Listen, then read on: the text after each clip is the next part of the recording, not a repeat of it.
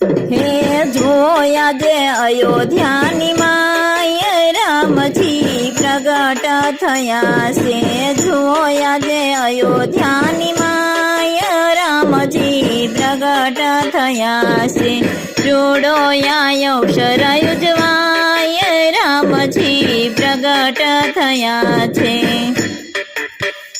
હે ચૈત્ર સુદ નવમીને મંગળવાર છે, દશરથજીના હૈયામાં આનંદ અપાર છે, ચૈત્ર સુદ નવમીને મંગળવાર છે, દશરથજીના હૈયામાં આનંદ અપાર છે.